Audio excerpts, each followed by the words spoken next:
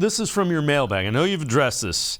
How do you think Andrew Berry fixes the roster with so much money going to Deshaun Watson? It's not easy. We've talked about the salary cap and whether it's real or not. But it's real to a certain extent. And that means if you got $40 million plus tied up in a quarterback, it makes it harder to have a well-rounded roster. It just does. And in the mailbag, I point out, the Bills GM, Brandon Beane, when they lost to the Bengals, said, hey, the Bengals have a kind of more all-around roster because Joe Burrow and Jamar Chase are on rookie deals. Meanwhile, Josh Allen and Stephon Diggs are getting paid a ton of money in Buffalo. So that does affect depth. I think it affects whether or not you can address every position on the roster.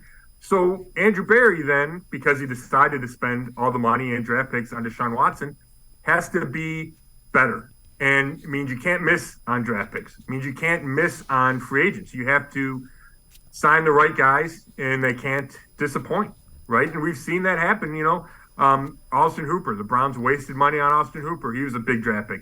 We could argue whether or not they wasted money on John Johnson III, who might get cut this year instead of coming back for his third season. So you have to hit more when you have so many resources tied up in your quarterback. And in addition to that, I think you have to be judicious in where you dedicate those resources. For example, do you spend money on D tackle versus linebacker?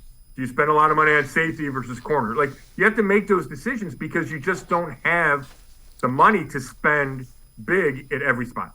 The other thing is the second, third, fourth, fifth round picks, they have to be guys that can be productive. They don't necessarily have to start, but they have to be rotational pieces.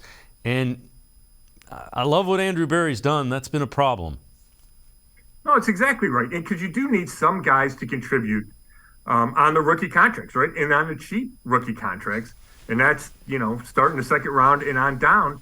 And you're right. I mean, if Anthony Schwartz, the receiver, had been better in his first 2 years, we might not be talking about the Browns needing to go draft or sign a speed receiver. If Tommy Togiai and Jordan Elliott and even Perrion Winfrey were better at D tackle, then you're not talking about maybe the Browns needing to go find 2 starting D tackles.